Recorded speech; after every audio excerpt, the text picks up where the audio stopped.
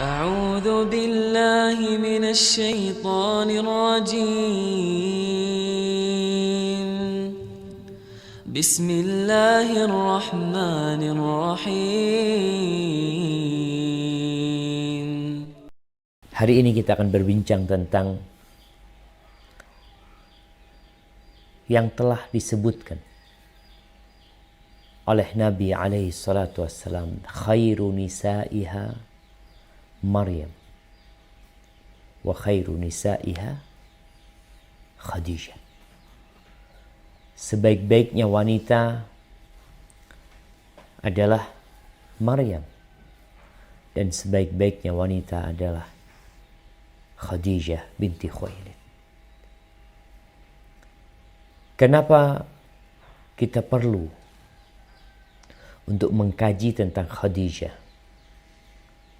Terus terang, manusia itu memiliki naluri, ingin mencontoh, ingin meniru, ingin mengikuti orang-orang yang menurut dia lebih baik dari dia. Yang dalam pandangan dia, tuh orang lebih sempurna dari dirinya. Maka di sini muncul para pengikut. Muncul yang namanya follower. Ketika kita melihat pengikut-pengikut wanita-wanita yang dikenal sebagai public figure karena suaranya, karena lekak-lekuk tubuhnya, karena perannya dalam sebuah film, atau karena lagunya, Anda melihat mereka tuh memiliki pengikut yang banyak. Entah apa motivasi mereka untuk mengikuti. Apakah untuk mendapatkan manfaat? Ada orang yang mengikuti orang lain karena Anda dapat manfaat dari dia. Manfaat ilmu, pengalaman, informasi. Ada manfaat yang dia ambil. Namun ternyata ada orang-orang yang diikuti yang sejatinya kalau dia berpikir dia akan tahu dia nggak dapat manfaat. Malahan dia dimanfaatkan. Maka akhirnya kita nih umat Islam harus berpikir. Menonjolkan, menampakkan kepada umat manusia bahwa ada wanita-wanita yang seharusnya diikutin. Bukan karena kecantikannya. Kita kalau ngikutin seorang wanita karena kecantikannya, apa bisa ditiru kecantikannya? Yang sudah takdirnya Allah Azza wa Jalla lahir seperti itu. Apakah ketika engkau mengikuti orang yang putih, ketika kulitmu sawo mateng, kulitmu akan bisa seperti orang tersebut? Nggak bakal. Hari ini kita akan berbincang Khadijah. Ya, mungkin nama Khadijah tidak asing lagi. Tapi kadangkala orang tua kalau punya anak perempuan dikasih tahu, coba kasih nama Khadijah. Aduh, namanya orang desa. Yang keren dikit lah namanya. Engkau tidak tahu pembawa nama ini. Perempuan ini yang nama Khadijah. Kalau bicara parasnya jangan ditanya. Dia cantik. Bicara fisiknya jangan ditanya. Kaya, Masya Allah. Dermawan, ya. Udah cantik, kaya, baik hati. Dan itu sebelum dinikahi oleh Rasulullah SAW. Kita bicara ada orang-orang yang memang tumbuh baik sebelum bertemu dengan suami. Bahkan Khadijah ini sebelum menjadi istri Nabi alaihi salatu wasallam sudah dikenal dengan sebutan At-Tahirah. Apa At-Tahirah ini jamaah? Nah,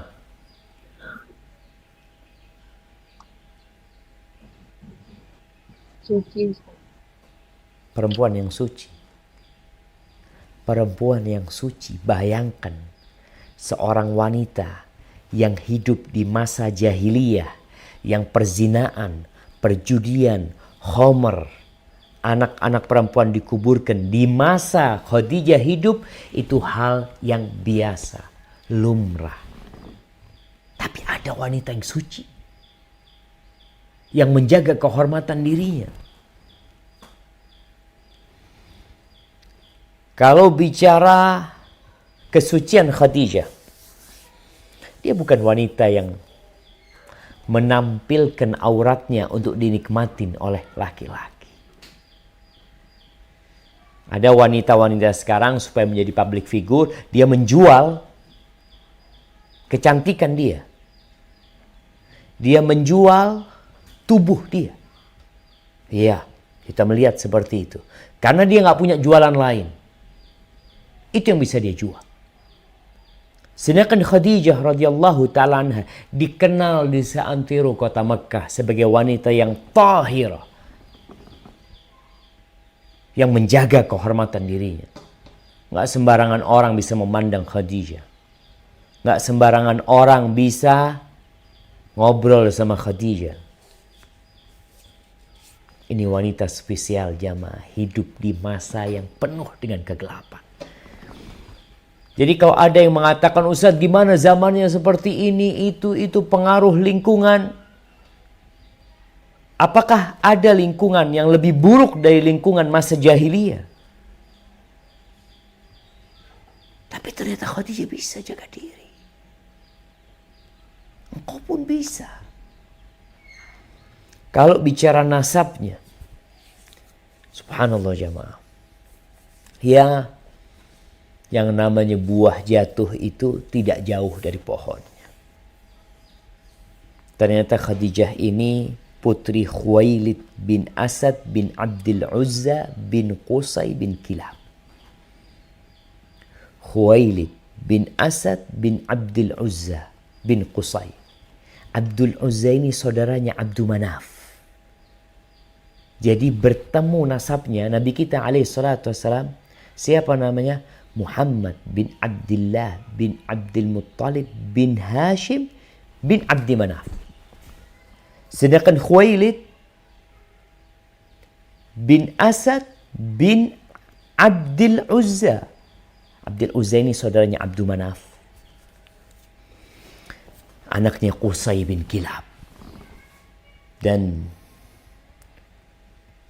kalau kita melihat ibunya, Fatimah binti Zaidah ibn al-Asam, yang nasabnya nanti bersambung ke Lu'ay bin Ghalib, yang Quraisy itu bernasab kepada dia. Khadijah dilahirkan ya kira-kira 15 tahun sebelum peristiwa gajah. Sebelum Nabi dilahirkan. Sebelum berkah dan cahaya itu lahir di kota Mekah, Khadijah udah hidup. Di beberapa buku sejarah disebutkan dia menikah ketika umurnya 15 tahun. Sekali lagi ketika kita bicara mereka, jangan pakai kacamata sekarang. Kalau kita berbicara tentang Khadijah pakai kacamata sekarang, yang menikahi Khadijah itu dilaporkan. Karena undang-undangnya ini di bawah umur. Kita harus fair ketika membaca sejarah. Orang tuanya orang kaya. Orang dermawan. Bagaimana Dia termasuk pemimpin dari Bani Asad, Khuwailid ini. Ada permasalahan-permasalahan mereka kembalikan kepada Khuwailid. Dihormatin, dihargain, wibawanya jangan ditanya. Khuwailid bin Asad bin Abdul Uzza. Dinikahkan oleh ayahnya ketika umur 15 tahun. Menikah dengan siapa? Bukan dengan Nabi SAW.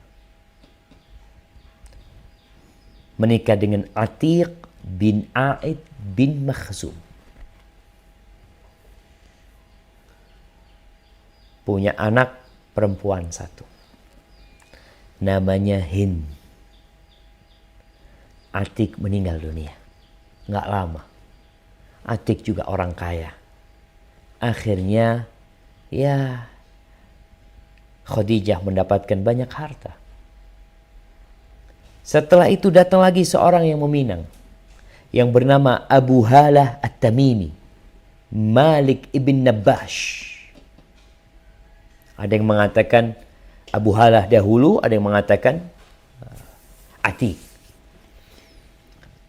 Menikah dengan Abu Halah, mempunyai anak 3, laki-laki semua. Kalau tadi putri dari Atiq, ini dari Abu Halah punya anak 3. Satu namanya Hind, kedua Halah, ketiga Tahir.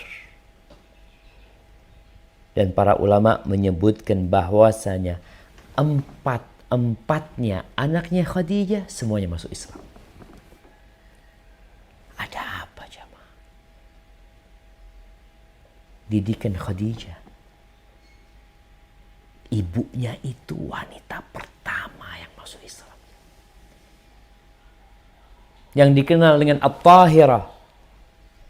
Bagaimana hasil dari anak-anaknya? 4-4 yang masuk Islam. Dan disebut oleh para ulama. Tentang bagaimana kondisi mereka. Ahibati fillah, setelah meninggalnya Abu Halah, Khadijah menjanda. Datang orang-orang meminang Khadijah, tapi Khadijah menolak mereka. Khadijah mau fokus mendidik anak-anaknya. Janda kaya jadi rebutan. Bangsawan diperebutkan. Cantik, Masya Allah. Tapi ya umurnya sudah tua. Dia fokus mendidik anak-anaknya, peninggalan suaminya, harta yang ditinggalkan diputar sama Khadijah. Nih, wanita yang baik itu bukan menghabiskan hartanya suami. Tapi dia mengembangkan harta suami. Itu perempuan yang baik. Ketika suamimu meninggal dunia, meninggalkan anak-anak yang masih kecil, apa tugasmu sebagai seorang istri? Bismillah. Tawakkaltu ala Allah. InsyaAllah nih hartanya anak-anak peninggalan suami bisa dikembangkan. Dan betul semakin banyak kekayaan Khadijah. Orang-orang Quraisy dikenal mereka pedagang. Khadijah wanita. Subhanallah jemaah. Dia nggak mungkin berdagang berangkat sendiri, berangkat ke Syam. Lah. Di sini kecerdasan Khadijah. Dan bagi para wanita, engkau bisa bekerja dalam kondisi tetap menjaga kesucianmu. Apalagi di zaman sekarang dengan adanya online. Apa yang nggak bisa dikerjakan sekarang? Khadijah kirim orang berdagang di pasar sana, pasar sini, nanti bagi hasil. Subhanallah. Orang itu kalau dikasih gaji, ya kadangkala merasa ya aku kerja nggak kerja dapat gaji tetap. Segitu gajinya nggak naik-naik. Tapi Khadijah Masya Allah, dia bikin ada bagianmu berapa persen. Sehingga ketika engkau berjuang, kerja keras, maka hasilmu lebih banyak lagi. Kembali kepada perjuanganmu dan tentunya takdir yang sudah Allah tetapkan. Aibati fillah. Ketika nama Nabi Muhammad SAW mulai dikenal sebagai orang Al-Amin. Seorang laki-laki yang terpercaya. Dia nggak kaya, dia miskin. Abu Thalib, pamannya juga orang miskin. Sehingga Rasulullah SAW mencari pekerjaan. Ada riwayat bahwasanya ya ada informasi pekerjaan bahwasanya Khadijah perlu orang untuk bawa barang dagangannya. Di situ Abu Thalib mengusulkan. Dan di sisi lainnya Khadijah ini memang udah tahu sama Nabi Muhammad SAW. Tapi belum jadi nabi. Masih pemuda, umur 25 tahun. Maka kirimlah Khadijah orang menawarkan pekerjaan kepada Nabi SAW. Ahibati fillah, ketika engkau menjadi orang yang amanah, jangan takut nggak dapat pekerjaan. Awal yang hilang dari umat ini adalah amanah, kata Nabi SAW. Ketika engkau amanah, Allah akan kirimkan rizki engkau di rumahmu. Engkau dapat pekerjaan, akan dikasih pekerjaan. Ketika yang lainnya di PHK, bosmu melihat engkau orang yang amanah, engkau akan dipertahankan.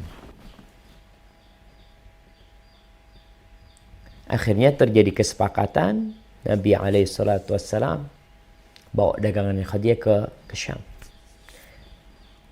Ada orangnya Khadijah, ya, yang membantu Nabi SAW, yang namanya Maisarah, budaknya Khadijah.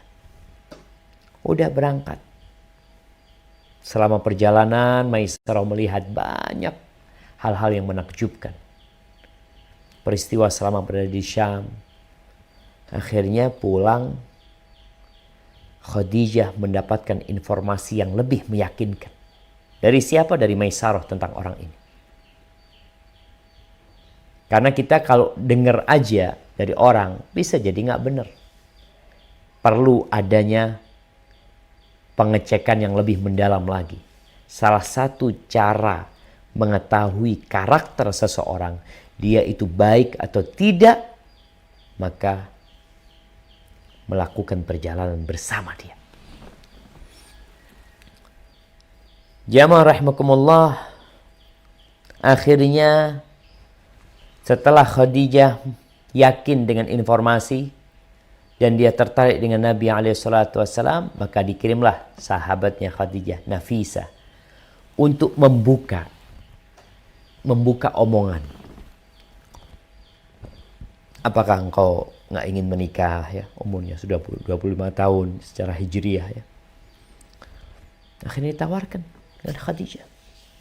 Singkat cerita, terjadi lamaran dan pernikahan dilaksanakan. Siapa yang menikahkan? Ada banyak riwayat. Tapi yang lebih kuat yang menikahkan Khadijah adalah pamannya Khadijah. Karena Khuwailid telah meninggal dunia. Ada yang mengatakan bapaknya sendiri yang menikahkan.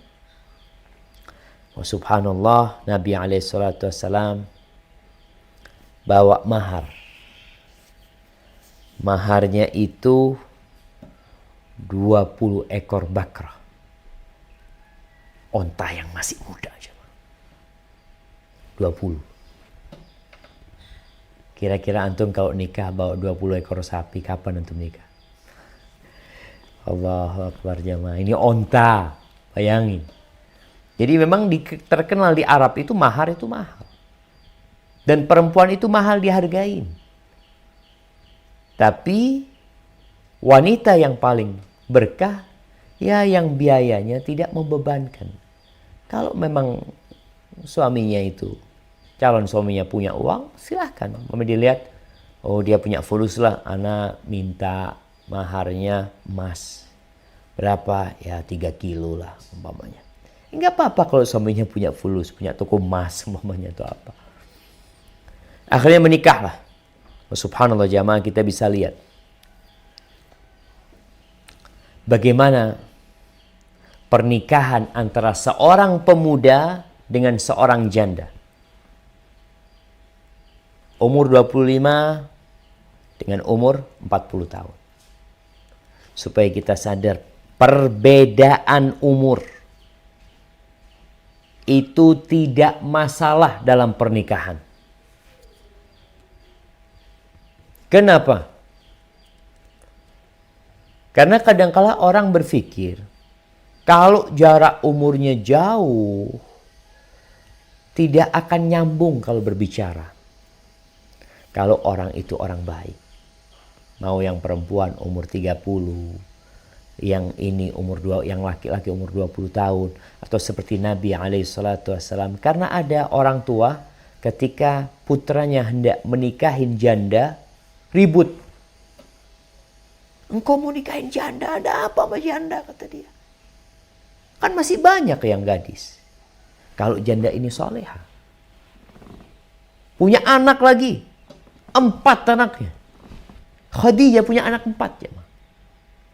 Dan sudah pernah dinikahin oleh 2 laki-laki yang meninggal dunia kemudian. Nggak ada masalah. Karena inti dari pernikahan adalah mendapatkan kedamaian, mendapatkan ketentraman, mendapatkan kebahagiaan. Memang Nabi SAW mengarahkan untuk menikahin gadis. Ya kadang-kala kalau sama janda itu tadi, janda ini mungkin ya sudah punya pengalaman ya, si ini masih belum. Kadang-kala ada janda-janda yang memang nggak baik. Maka kalau gadis mungkin lebih baik. Namun ternyata istri Nabi Sallallahu Alaihi Wasallam semuanya janda kecuali Aisyah radhiyallahu taala anha. Ahibati fillah, perempuan umur 40 tahun bisa punya anak nggak? Kalau mungkin menurut orang-orang sekarang, kalau ke dokter sudah umur 40 tahun, maka dikasih jangan hamil lagi. Kesian, Masya Allah. Khadijah setelah umur 40 tahun punya anak. Berapa anaknya Khadijah dengan Nabi SAW? Nah,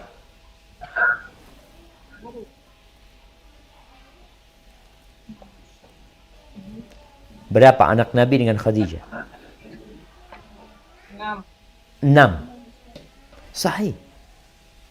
6 plus 4, 10. Jadi Khadijah itu punya anak 10. Namun anak-anak yang laki dari Nabi SAW yang disebutkan, ada yang bernama Al-Qasim, ada lagi yang mengatakan Abdullah, ada yang mengatakan Tahir. Mereka meninggal dunia ketika mereka kecil. Sedangkan anak-anaknya yang perempuan, subhanallah, semuanya hidup dan semuanya masuk Islam. Kemudian yang 3 mati terlebih dahulu sebelum Nabi SAW. Sedangkan yang terakhir Fatimah binti Muhammadin sallallahu alaihi wasallam meninggal dunia 6 bulan setelah wafatnya Rasulullah sallallahu alaihi wasallam. Ahibati fillah, kalau kita ngelihat pernikahan yang tidak sepadan, ini orang miskin, Nabi orang miskin, ya, beliau ngembala kambing, beliau bahkan pekerjanya Khadijah, menikah sama bosnya. Apa ada masalah? Nggak ada masalah. Asalkan niat menikahnya benar. Karena kalau tidak, biasanya nih zaman sekarang, kalau dapat perempuan kaya raya, punya pekerjaan, bahkan jabatannya lebih tinggi dari suaminya, tuh perempuan akan ngatur suaminya, akan minta dilayani. Hal ini berbeda dengan Khadijah radhiyallahu taala anha. Dia yang kaya raya. Dia yang memiliki harta. Tapi apa pujian Nabi alaihi salatu wasallam terhadap Khadijah radhiyallahu taala anha? Ini perempuan spesial banget ya, Ma. Allah sudah mempersiapkan untuk mendampingi Rasulullah sallallahu alaihi wasallam di masa-masa yang sulit, seorang wanita yang akan menjadi sayyidatu nisa'i ahlil jannah, yang termulia di antara wanita-wanita surga. Nabi mengatakan, wa asyrakatni fi maliha hina haramani nas. Aisyah itu memasukkan aku ke dalam hartanya, memberikan kepadaku hartanya ketika orang-orang semua meninggalkan aku. Khadijah, uangku uangmu, silahkan dipakai untuk dakwah, untuk apa? Tafadhal. Dan ada wanita-wanita yang mungkin memberikan harta kepada suaminya, tapi suka mengungkit-ngungkit. Khadijah lah. Jamaah, wanita, jangan wanita ya, manusia yang pertama beriman kepada Nabi alaihi salatu wassalam adalah Khadijah. Sebelum Abu Bakar, sebelum Ali, sebelum Zaid bin Harithah, Khadijah telah beriman. Ketika orang-orang semua tidak mengetahui apa yang terjadi di rumah Khadijah, Khadijah yang pertama menyambut Rasul sallallahu alaihi wasallam ketika beliau turun dari Gua Hira. Belum ada yang tahu peristiwa itu. Khadijah ini sebagai tempat kedamaian Rasul sallallahu alaihi wasallam.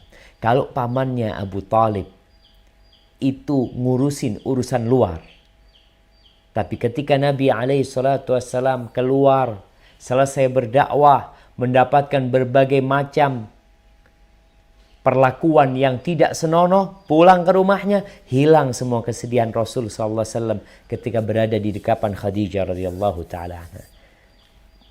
Ada sebuah petikan kisah tentang turunnya wahyu kepada Nabi alaihi salatu wasallam, bagaimana peran Khadijah bukan hanya menjadi tempat ketentraman buat suaminya, tapi buat wahyu yang turun. Suaminya sekarang bukan manusia biasa. Dia mendapatkan wahyu. Cerita Aisyah, Ummul Mukminin radhiyallahu taala anha. Bagaimana ketika Rasul sallallahu alaihi wasallam berada di Gua Hira. 1400 ya 54 tahun yang lalu. Peristiwa itu terjadi di bulan Ramadan, di malam-malam ganjil di akhir Ramadan. Rasulullah sallallahu alaihi wasallam biasa berangkat ke Gua Hira, bawa makanan untuk menyendiri di sana. Siapa yang menyiapkan makanannya? Khadijah radhiyallahu taala. Disiapin semua.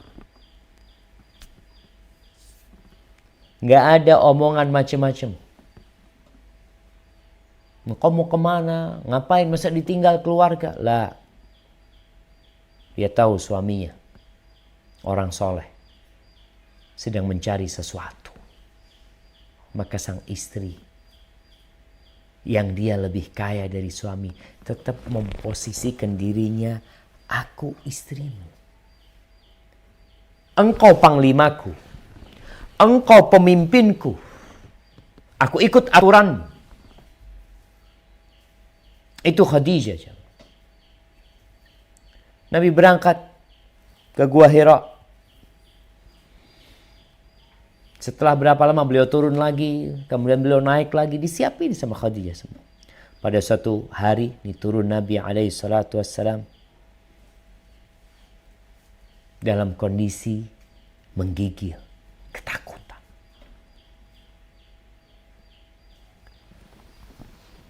Kemudian beliau datang sampai rumahnya mengatakan, Zammiluni, zammiluni, zammiluni, selimuti aku, selimuti aku.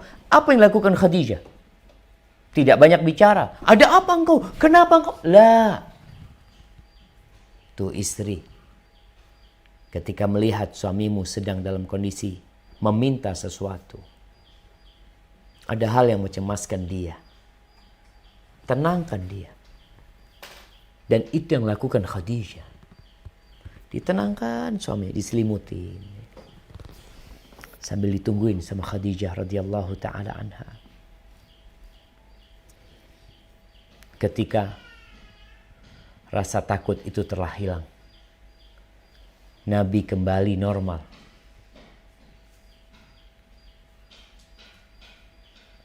Khadijah tidak bertanya. Dia diam. Menunggu Nabi SAW bercerita. Maka berceritalah Rasulullah SAW. Kata dia, tadi itu ada makhluk yang datang, yang dia menyuruhku untuk membaca. Iqra. Aku mengatakan ma'ana biqari. Aku gak bisa baca. Lalu aku didekap. Sampai susah bernafas. Lalu dilepas lagi. Dia mengatakan iqra. Aku katakan lagi ma'ana biqari. Fa'akhadani. Faqattani thalitha. 3 kali kemudian dia peluk aku. Dekap aku. Kemudian melepas aku. Dan dia berkata iqra bismi rabbikal ladzi khalaq. Khalaqal insana min 'alaq. Iqra wa rabbukal akram. Alladzi 'allama bil qalam. 'allamal insana ma lam ya'lam. Nabi cerita sama Khadijah apa yang telah terjadi. Dia mengatakan laqad khasyitu ala nafsi. Aku takut ada sesuatu yang menimpaku.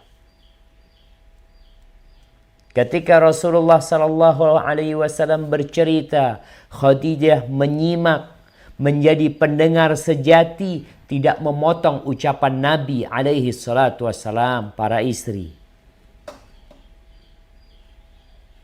yang perlu engkau contoh itu akhlak yang mulia. Jangan sibuk dengan alismu, sibuk dengan bulu matamu, sibuk dengan bibir merahmu. Lihat nih akhlak kepada suami. Dia tidak memotong ucapannya. Selesai berbicara, Nabi SAW di sini menanti arahan dari Khadijah. Menjadikan Khadijah teman curhatnya. Ada laki-laki yang gak curhat sama istrinya, curhat sama orang lain. Kenapa? Aduh, kalau sama hari yang ada, na'udzubillah. Panjang omongannya. Khadijah ketika mendengar Nabi SAW bercerita, lalu dia mengatakan, kalla, wallahi, falan yukhziyakallahu abadan. Kau takut? Jangan. Demi Allah, Allah tidak akan menghinakanmu. Innaka la tasilur rahim. Engkau adalah orang yang menyambung rahim. Wa tahmilul kal, suka membawa beban orang, membantu orang. Wa taksibul ma'dum, orang enggak punya kerjaan, orang miskin, dibantu sama engkau. Wa taqrid dhaif, engkau orang yang memuliakan tamu. Wa tu'inu ala nawaibil haq, dan engkau orang yang suka menegakkan kebenaran. Enggak mungkin Allah menghinakanmu. Di sini awal mula keimanan Khadijah dengan Nabi SAW. Kemudian Khadijah tidak mencukupkan diri dengan motivasi dia buat Nabi SAW. Dibawa nih untuk menjumpai Waraqah bin Naufal bin Asad, sepupunya Khadijah.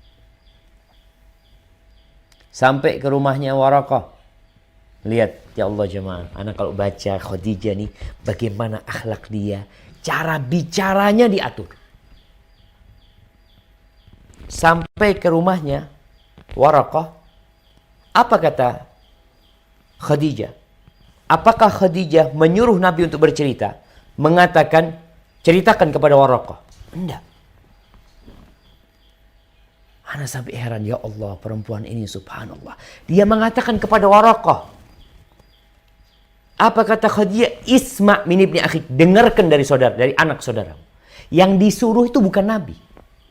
Yang disuruh itu Waraqah, sepupunya dia. Dengarkan dari anak saudara. Subhanallah.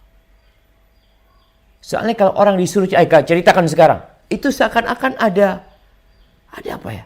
Ada sesuatu yang menakutkan suruh cerita. Enggak. Wah, ini dari keutamaan Khadijah. Kenapa Nabi itu nggak bisa ngelupain Khadijah? Ada kisah panjang yang indah bersama Khadijah. Yang tidak dimiliki oleh istri-istrinya yang lain. Maka ceritalah. Khadijah hadir. Khadijah bukan dia yang cerita juga. Dia mengatakan, gini-gini kejadian yang seperti ini. Enggak, ini ada suaminya. Ya sudah, biar ini orang dengar langsung dari suaminya. Supaya ceritanya tidak ada penambahan, tidak ada pengurangan. Tapi di situ Khadijah menyimak. Setelah Nabi bercerita, Waraqah mengatakan, innahu lanamus alladhi nazala ala Musa. Yang turun kepadamu adalah malaikat yang turun kepada Musa alaihissalam.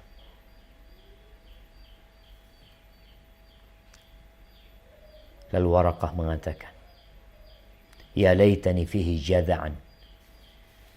Laitani akunu hayyan idh yukhrijuka qaumuka. Andai kata aku pada waktu itu dalam kondisi muda, gagah perkasa, ketika engkau diusir oleh kaummu, aku akan membelamu mati-matian. La nasartuka nasran mu'azzara.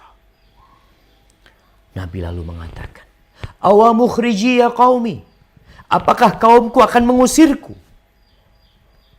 Kata Waraqah, lam ya'ti rajulun qad bimithli ma ji'ta bihi illa udhi. Nggak ada seorang pun yang membawa sesuatu yang seperti yang kau bawa, melainkan dia akan diganggu, dia akan disakiti.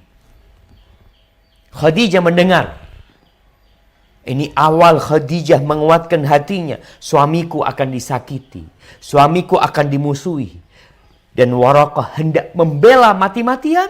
Bagaimana dengan Khadijah ketika mendengar cerita itu, jemaah? Maka dia akan terus berada di samping suaminya. Ahibati fillah, Ibnu Hisham meriwayatkan sebuah cerita yang kesosehannya dia diragukan. Tapi ini cerita sejarah yang tidak berkaitan dengan hukum. Tapi paling tidak ya bisa diceritakan. Yang membaca kitab Sirah Ibnu Hisham, di situ diceritakan bahwa Khadijah tetap ingin menguatkan hati Rasul sallallahu alaihi wasallam. Karena pernah wahyu itu putus.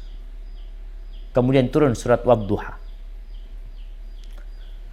Demi menguatkan hatinya, disebutkan bahwa Khadijah pernah mengatakan kepada Nabi alaihi salatu wasallam, ya ibna am, Masya Allah. Apa sih panggilan Khadijah buat Nabi alaihi salatu wasallam? Yang dia lebih tua dari Nabi alaihi salatu wasallam. Yang secara nasab Khadijah ini seumuran sama bapak Nabi alaihissalam. Level nasabnya itu sejajar di sana. Tapi Khadijah memanggil Nabi alaihissalam dengan panggilan Yabna Am, wahai anak paman. Wahai anak paman. Atastati an tukhbirani bi sahibika hadha alladhi ya'tika idza ja'ak. Bisa enggak kau kasih tahu aku kalau nanti sahibmu itu datang? Artinya Jibril kalau datang, kau bisa kasih tahu aku nanti. Ya, aku kasih tahu kau nanti. Kemudian datang. Suatu hari datang, dikasih tahu. Ini dia datang sekarang nih. Qalat qum ya ibn am. Maka dia mengatakan, wahai anak paman, duduklah engkau di pangkuanku sini. Didudukkan di pangkuan kirinya. Engkau masih ngelihat dia? Iya, aku masih ngelihat dia. Duduk di pangkuan kananku. Duduk di pangkuan. Engkau masih ngelihat dia? Iya, aku masih melihat dia. Engkau duduk di pangkuanku. Duduk di pangkuan Nabi SAW. Engkau masih ngelihat dia? Hal tarahu? Qala na'am. Iya, aku masih melihat dia. Lalu Khadijah menyingkap kerudungnya. Kemudian dia mengatakan, apakah engkau melihat dia? Enggak sekarang. Lalu disebutkan dalam riwayat ini, ya ibna am, uthbut wa abshir. Wahai anak paman, engkau tegarlah, bergembiralah engkau. Fa wallahi innahu la malak wa ma hadha bi syaitan. Yang kau lihat itu benar-benar malaikat, enggak mungkin dia syaitan. Bagaimana dia menegarkan Rasul sallallahu alaihi wasallam dalam menghadapi perjalanan wahyu ini. Ahibati fillah, kalau kita lihat bagaimana kesabaran Khadijah mendampingi suaminya berdakwah. Istri-istri Nabi yang lain lewat. Karena kita tahu Khadijah radhiyallahu ta'ala anha itu belum menikmatin hasil dari perjuangan sama sekali. Dia nanti meninggal dunia dalam kondisi Rasulullah SAW semakin sulit hidupnya. Dakwah semakin tertekan. Sedangkan istri-istri Nabi yang lainnya sudah menikmati. Sudah aman, sudah damai di kota Madinah. Sedangkan Khadijah belum. Dia masih merasakan semua pahitnya dakwah.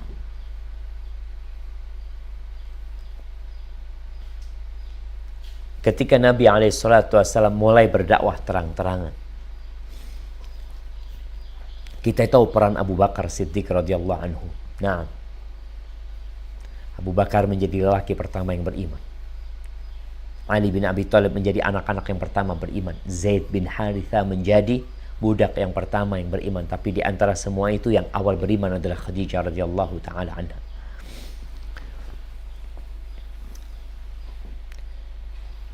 Disebutkan bahwa Rasulullah SAW sebelum turunnya wahyu, beliau itu telah menikahkan putri-putrinya. Artinya kalau turun wahyu itu umur 5. Kalau turun wahyu umur 40 tahun, berarti putri Nabi itu umurnya di bawah 15. Dan ternyata sudah menikah, kecuali Fatimah.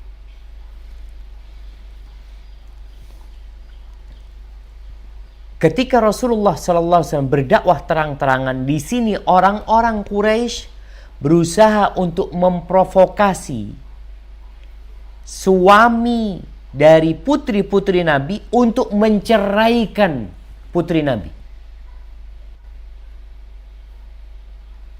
Mereka datang. Yang pertama, putri Nabi ini Ruqayyah dan Ummu Kalthum itu menikah dengan dua putranya Abu Lahab.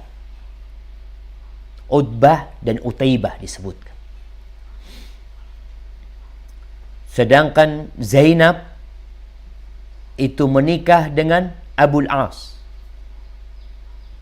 Apa kata orang-orang Quraisy? Nih, kalian ini kalau ingin selesai dari urusan Muhammad, udahlah, putri-putrinya Muhammad balikin. Sallallahu ala nabiyina wasallam. Agar Muhammad alaihi salatu wassalam sibuk ngurusin putrinya. Jadi dia nggak akan berdakwah lagi. Subhanallah. Mereka datang ke Abul As. Mereka berkata kepada Abul Farik sahibatak, engkau ceraikan istrimu, kita akan menikahkan engkau dengan wanita dari kalangan Quraisy. Apa kata Abul As? Yang Nabi menjaga kesetiaan Abul As walaupun dia kafir. Putri Nabi udah masuk Islam. Abul As masih kafir. Apa kata dia? La wallahi inni la ufariqu sahibati. Demi Allah aku tidak akan menceraikan istriku. Dan kita akan tahu nanti bagaimana kesetiaan Zainab kepada suaminya. Abul As ini lelaki yang setia. Dalam kondisi kafir, aku enggak akan menceraikan istriku. Lalu mereka berangkat ke rumahnya Abu Lahab. Mengatakan, Abu Lahab, suruh putramu menceraikan Ruqayyah dan Ummu Kalthum. Dan betul, diceraikan. Pulang nih. Dua putri Nabi SAW janda. Diceraikan oleh suaminya. Bagaimana perasaan seorang ibu? Khadijah membuka lebar-lebar tangannya. Kedua putrinya diterima dengan 10 jari sama dia. Sama sekali Khadijah tidak menyinggung masalah itu kepada Rasul sallallahu alaihi wasallam. Tidak mengatakan, nih gara-gara dakwahmu sekarang putri kita diceraikan, kita jadi hidup susah. La. Dari awal Khadijah radhiyallahu taala anha telah menguatkan Nabi alaihi salatu wassalam. Tuh, kesabaran Khadijah yang lainnya. Bagaimana tatkala tahun ketujuh kenabian, orang-orang Quraisy sudah tidak punya cara lagi untuk menghadang dakwah Nabi SAW. Maka mereka melakukan pemboikotan. Bagaimana Banu Hashim diboikot, dibikin surat perjanjian di antara orang-orang musyrikin, yang surat itu ditempelkan di Ka'bah. Isi perjanjian itu nggak boleh memberi makan kepada Banu Hashim, kepada Nabi SAW. Tidak boleh berjualan sama mereka. Ya embargo seperti yang kita tahu sudah ditutup semuanya. Subhanallah jamaah. Apa tuntutan orang-orang Quraisy? Sampai Banu Hashim menyerahkan Muhammad SAW untuk dibunuh. Maka Banu Hashim tinggal di antara dua gunung. Di Syi'ib Abi Thalib. Bukan di rumah. Beralaskan tanah. Ya mungkin ada tenda-tenda yang mereka dirikan. Selama 3 tahun. Bayangkan Khadijah radhiyallahu ta'ala anha keluar dari rumahnya. Dia tinggalkan kasurnya. Dia putri orang kaya. Dia wanita kaya. Tapi dia siap meninggalkan semua yang dia miliki demi mendampingi Nabi Muhammad sallallahu alaihi wasallam di umur yang sudah tua.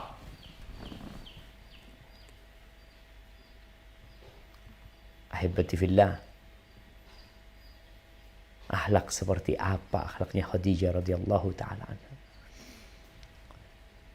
Mereka baru keluar dari pemboikatan itu setelah 3 tahun. Dan Khadijah ada di sana. Mendampingi suaminya. Ketika Rasulullah sallallahu alaihi wasallam dicaci maki, dihina oleh orang-orang musyrikin, dan Khadijah tentunya mendengar ucapan-ucapan orang-orang musyrikin. Tapi bagaimana Khadijah tegar menguatkan Rasul SAW. Nggak boleh nih suaminya pulang, kemudian Khadijah juga lemes. Nggak boleh. Nabi udah capek, sibuk berdakwah di luar, sampai rumah. Bagaimana Khadijah menjadikan suasana rumah seperti surga. Sehingga Nabi jadi dingin kembali. Di rumahnya seakan-akan di situ ngecas keimanan lagi. Dikuatkan sama Khadijah, keluar lagi. Belum menyampaikan agama Allah ini. Nanti pulang lagi seperti itu. Tentunya dengan wahyu-wahyu yang terus turun kepada Rasul sallallahu alaihi wasallam. Pada akhirnya Khadijah meninggal dunia. Setelah masa pemboikotan. Di bulan Ramadan. seperti sekarang kita. Khadijah meninggal di bulan Ramadan. Di tahun ke-10 dari kenabian. Dimakamkan di Ma'la yang dikenal dengan Hajun. Dimakamkan di sana. Umurnya 65 tahun. Aibati fillah, ada riwayat, bukan riwayat ya, ada cerita mungkin disampaikan oleh khatib-khatib ya, ketika menceritakan tentang kesetiaan Rasul sallallahu alaihi wasallam, bahwasanya Nabi alaihi salatu wasallam ketika beliau menaklukkan kota Mekah pada tahun ke-8 Hijriah, beliau itu tidak mau tidur di rumah. Ketika disuruh masuk ke rumah-rumah, beliau bisa pilih rumah yang mewah di kota Mekah, enggak. Beliau itu bikin tenda. Ada riwayat mengatakan beliau itu bikin tenda di sebelah kuburan Khadijah radhiyallahu taala anha. Riwayat itu enggak ada. Tapi yang jelas Nabi alaihissalam memang benar. Beliau itu menancapkan tendanya di Hajun. Tapi tidak ada hubungan dengan kuburan Khadijah radhiyallahu taala anha, karena memang Nabi tidak ingin memasukin rumah-rumah milik penduduk Mekah. Enggak.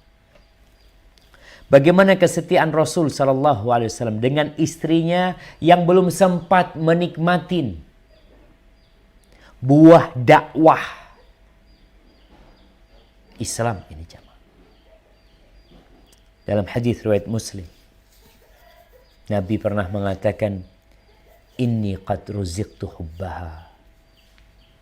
Aku sudah dikasih kecintaan sama Khadijah. Aku cinta sama Khadijah. Jadi nggak tahu mau gimana sudah. Itu fadilah yang Allah berikan Nabi cinta kepada Khadijah.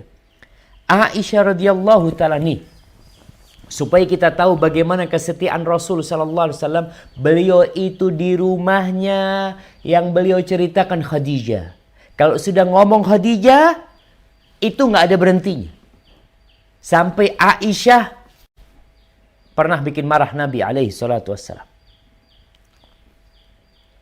Apa kata Aisyah radhiyallahu taala anha? "Ma ghirtu ala imra'atin ma ghirtu ala Khadijah."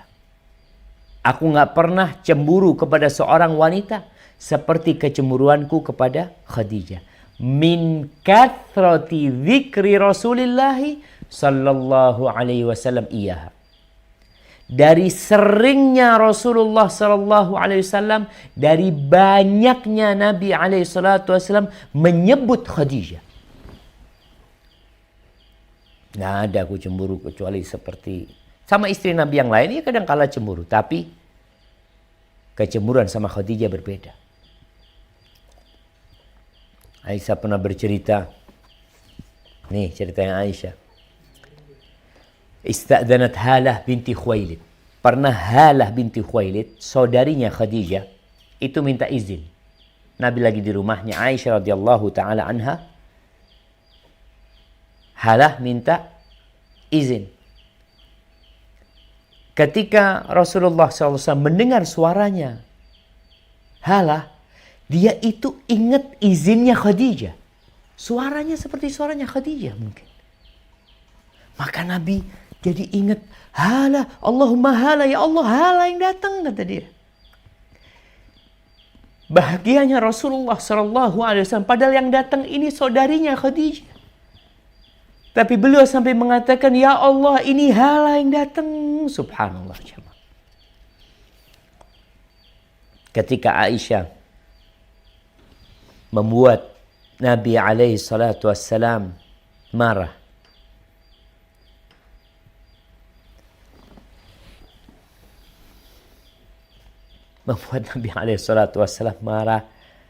Karena apa? Karena Nabi SAW terus nyebut-nyebut Khadijah. Nggak habis-habisnya cerita tentang Khadijah. Lalu Aisyah radhiyallahu taala anha mengatakan kepada Nabi alaihi salatu wassalam, dia mengatakan, ya Rasulullah, tunggu anda baca riwayatnya jamaah.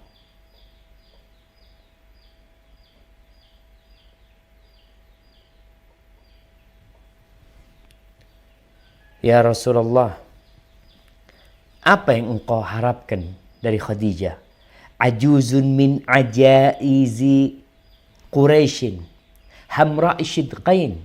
Apa perempuan yang sudah tua dari kalangan orang-orang Quraisy, yang bibirnya merah, kata dia. Allah sudah kasih ganti engkau yang lebih baik dari dia, kata Rasul SAW. La wallahi, demi Allah tidak.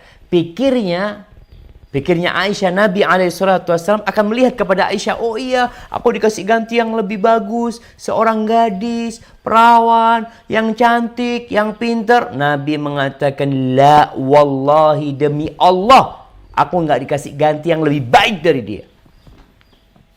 Amanat bi, dia beriman kepada aku ketika orang-orang kufur kepada aku. Tuh, Khadijah radhiyallahu ta'ala anha. Ketika orang-orang mendustarkanku, dia yang percaya sama aku. Dan kemudian dia memasukkan aku ke dalam hartanya untuk menegakkan agama Allah. Dan darinya aku punya anak, ketika dari yang lainnya Allah tidak memberikan aku anak. Sallallahu alaihi wasallam. Maka jamaah, Khadijah radhiyallahu ta'ala anha memang tidak merasakan hasil dari dakwah ini di dunia. Karena Allah ingin menyempurnakan pahala buat Khadijah di akhirat. Full pahalanya di akhirat semuanya. Di dalam hadis yang diriwayatkan Imam Bukhari, suatu hari Rasul sallallahu alaihi wasallam sedang duduk bersama Jibril alaihissalam. Lalu Jibril mengatakan, ya Rasulullah, wahai Rasulullah, hadihi Khadijah qad atatni. Khadijah udah datang nih.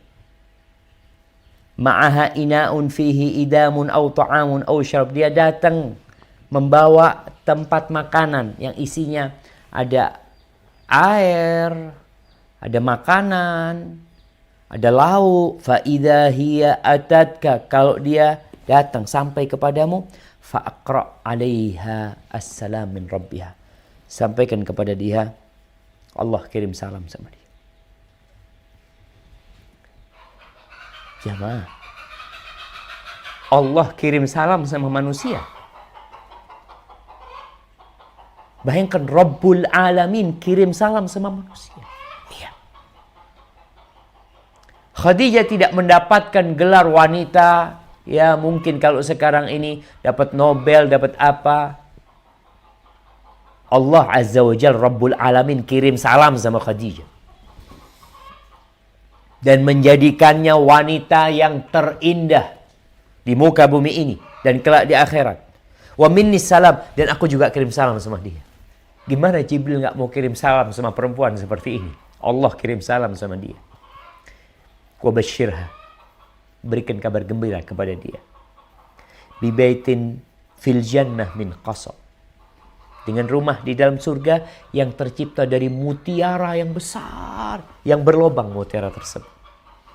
La sakhaba fiha wala nasab. Nggak ada lagi suara-suara yang tidak mengenakan di sana. Nggak ada lagi kelelahan. Kalau sekarang Khadijah hidup di dunia, hidup di rumah Nabi SAW, lelah, capek dia. Menghadapi gangguan orang-orang musyrikin. Telinganya panas mendengarkan ucapan-ucapan orang-orang musyrikin. Bentar lagi sudah. Udah datang waktunya insya Allah. Ada rumah buat dia di surga Allah Azza wa Jal, yang tidak ada kesedihan lagi. Tidak ada keluhan lagi di sana. Tidak ada kelelahan. Dan Nabi SAW ketika Khadijah meninggal dunia, beliau sedih sekali. Beliau kehilangan ya tangan kanannya yang senantiasa menaungi Rasul sallallahu alaihi wasallam, menghibur Nabi SAW, menguatkan hatinya untuk kemudian beliau berjuang sendiri. Dan Allah menyempurnakan pahala buat Nabi SAW. Hadza wallahu a'lam bissawab. Itulah Khadijah radhiyallahu taala anha. Bukan untuk dilagukan dia.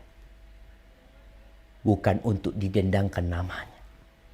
Tapi untuk dicontoh perilakunya. Untuk diambil pelajaran dari kehidupannya. Karena banyak orang di antara kita tidak kenal kecuali dengan perayaan-perayaan belaka. Harus ada di diri kita kecintaan kepada Khadijah. Karena Rasulullah SAW cinta sama dia. Hadza wallahu a'lam bissawab.